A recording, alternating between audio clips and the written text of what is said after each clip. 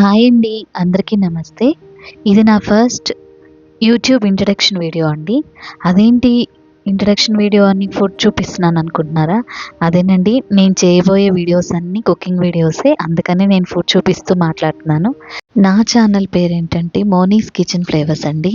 ఏం లేదండి, మా ఇంట్లో చేసుకునే ఫుడ్స్‌ని మీతో షేర్ చేసుకోవాలని అనుకుంటున్నాను.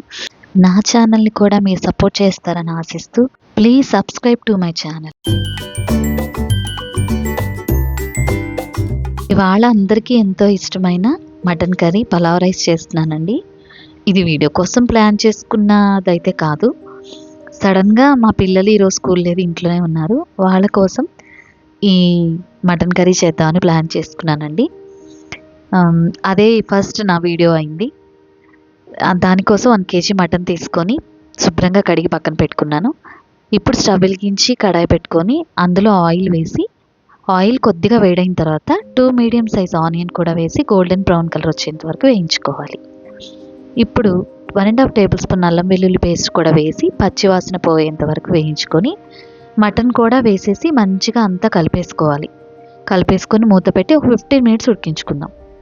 మనలో అందరూ చాలా చోట్ల ఫుడ్ తినుంటాం కదండి. కానీ ఇంటి రుచిని మాత్రం, ఇంటి ఫ్లేవర్ ఉంటుంది ఒకటి, ఆ ఫ్లేవర్ మాత్రం మనం ఎప్పటికీ మర్చిపోలేం. అలాగే మా ఇంటి ఫ్లేవర్స్ని కూడా మీకు అందించాలని నేను అనుకుంటున్నానండి.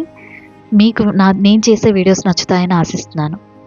ఇప్పుడు ఒక్కసారి మూత తీసేసి మటన్ కర్రీ ఎంతవరకు వచ్చిందో చూసేద్దాం. చూసారు కదండి, కొద్దిగా అయితే మటన్ ఉడికింది. ఇందులో పచ్చిమిర్చి, కారం, పసుపు, అలాగే సాల్ట్ కూడా వేసి, రాక్ సాల్ట్ వేసానండి నేను. వేసేసి మంచిగా అంతా కలిసేలా కలుపుకుందాం. అవన్నీ కూడా మీరు ఎంత తినగలరో అంత క్వాంటిటీలో వేసేసుకోండి. వేసుకున్న తర్వాత మంచిగా అంతా కలిపేసుకొని మూత పెట్టేసి మరి ఇంకొద్దిగా సేపు ఉడికించుకుందాం. ఎందుకంటే మటన్ కర్రీ అనేది టైం పడుతుంది కదా, తెలిసిందే కదండి. ఇప్పుడు దానికోసంగా మన మసాలాని ప్రిపేర్ చేసుకుందాం. ఇప్పుడు కడాయి పెట్టేసుకొని అందులో 2 టేబుల్ స్పూన్స్ ధనియాలు, ఒక 3 లేదా 4 లవంగాలు, కొద్దిగా దాల్చిన చెక్క, ఒక 3 లేదా 2 యాలకులు వేసేసుకొని మంచిగా కలిపేసుకుందాం. తర్వాత దానిలో కొద్దిగా ఎండు కొబ్బరి కూడా వేసేసి మంచిగా వేగనిద్దాం. వేగాక లాస్ట్లో కొద్దిగా 1/2 స్పూన్ కంటే కొంచెం తక్కువ జీలకర్ర వేసి మంచిగా గోల్డెన్ బ్రౌన్ కలర్ వచ్చేంత వరకు వేయించుకొని పక్కన పెట్టుకుందాం. ఇప్పుడు మటన్ కర్రీ చూడండి ఒక్కసారి, అసలు ఎంత మంచి స్మెల్ వస్తుందంటే మంచిగా ఉడికింది. కంప్లీట్గా అవ్వలేదండి, 50% ఉడికింది. ఇప్పుడు ఇందులో మనం టమాటాలు ఒక 2 తీసుకొని కట్ చేసేసుకొని వేసుకొని కలుపుకుందాం. కలిపేసుకొని మూత పెట్టేసుకొని ఇంకొద్దిగా సేపు ఉడికించుకుందాం. ఈలోగా మనం ఇందాక వేయించి పెట్టుకున్నటువంటి మసాలాని మిక్సీ పట్టేసి లాస్ట్లో ఒక 2 వెల్లుల్లి యాడ్ చేసి మిక్సీ పట్టండి. కచ్చాపచ్చాగా స్మెల్ బాగుంటుంది, టేస్ట్ కూడా బాగుంటుంది. ఇప్పుడు మూత తీసి చూసారు కదండి, టమాటా కూడా మగ్గిపోయింది. ఇప్పుడు మనం మిక్సీ పట్టుకున్నటువంటి మసాలాని వేసేసుకుందాం. అది వేసుకుంటే ఇక మంచిగా స్మెల్ వస్తుందండి. ఇంకొద్దిగా సేపు దాంతో అయితే ఉడకాలి. ప్రతి ముక్కకి ఆ మసాలా ఫ్లేవర్ అనేది పట్టాలి. పట్టినప్పుడే ఆ టేస్ట్ అనేది మనకు చాలా బాగుంటుంది. చూడండి, మొత్తం కలిపేసుకొని ఇప్పుడు కొంచెం కరివేపాకు కూడా వేసేసి మొత్తం కలుపుకొని మూత పెట్టేసుకొని ఇంకొద్దిగా నిమిషాలు ఉడికించుకుందాం. మనకు ముక్క అనేది మంచిగా ఉడకాలి. ఈలోగా దానికి కావాల్సినటువంటి రైస్ని ప్రిపేర్ చేసుకుందాం. ఒక గిన్నె తీసుకొని అందులో ఆయిల్ వేసి, ఆయిల్ కొద్దిగా వేడైన తర్వాత 2 టేబుల్ స్పూన్ గీ కూడా వేసుకొని వేయించుకుందాం. గీ అనేది మంచి టేస్ట్ ఇస్తుంది కదండి రైస్కి. ఇప్పుడు స్పైసెస్ వేసి వేగిన తర్వాత అందులో సన్నగా తరిగినటువంటి ఒక ఉల్లిపాయని తీసుకొని పచ్చిమిర్చిని కూడా మధ్యలోకి కట్ చేసుకొని వేసుకొని వేయించుకుందాం. లైట్ గోల్డెన్ బ్రౌన్ కలర్ వస్తే సరిపోతుందండి. ఇప్పుడు అందులో 1 టేబుల్ స్పూన్ అల్లం వెల్లుల్లి పేస్ట్ వేసుకొని పచ్చివాసన పోయేంత వరకు వేయించుకుందాం. చెప్పాను కదండి, పిల్లల కోసం చేస్తున్నాను, చాలా తక్కువ స్పైసెస్తో నేను చేస్తున్నానండి. ఇప్పుడు అలాగే కొత్తిమీర, పుదీనా కూడా వేసి వేయించుకుందాం. అది కొద్దిగా వేగేలోగా ఇప్పుడు మటన్ కర్రీ ఒకసారి చూద్దాం, అసలు ఎలా ఉడికింది ఏంటి అనేది చూసేద్దాం. చూసారు కదండి, మంచిగా ఉడికిపోయింది. ఇప్పుడు ఫైనల్గా కొత్తిమీర వేసేసి మొత్తం ఒక్కసారి కలిపేసుకుందాం. మూత పెట్టి ఒక 2 మినిట్స్ ఉడికించుకుందాం. చూసారు కదండి, మంచిగా దగ్గర పడిపోయింది, మంచిగా ఉడికింది. నా ఫస్ట్ వీడియో కనుక మీకు నచ్చినట్లయితే ప్లీజ్ సబ్స్క్రైబ్ చేసుకోండి. ఇలాంటి వీడియోస్ మరెన్నో మీ ముందుకు తీసుకురావాలని నేను ఆశిస్తున్నాను. ఇప్పుడు రైస్ చూద్దామా అండి.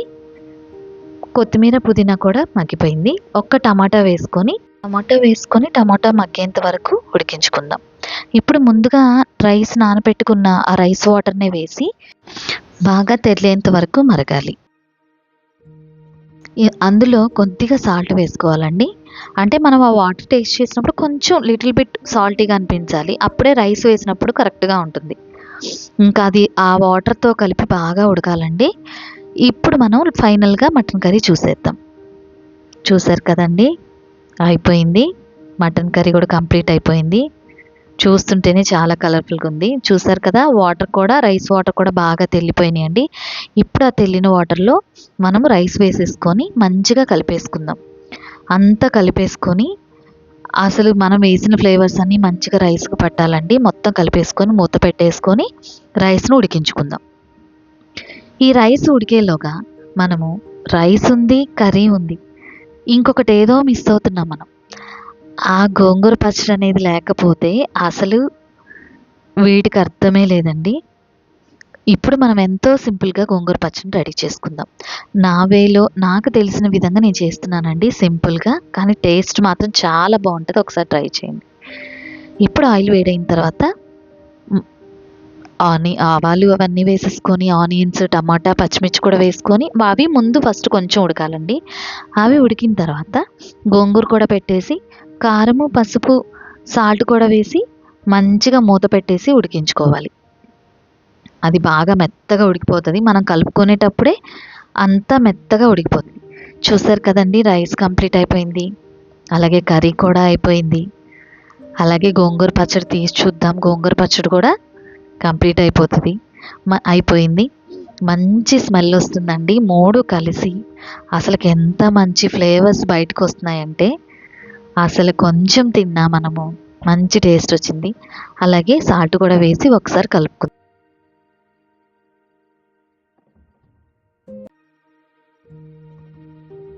చూసారు కదండి, ఎంతో సింపుల్గా టేస్టీగా ఉండే పులావ్ రైస్ అలాగే మటన్ కర్రీ, గోంగూర పచ్చడి రెడీ అయిపోయింది. మీరు కూడా ఒక్కసారి ట్రై చేసి ఎలా ఉందో చెప్పండి.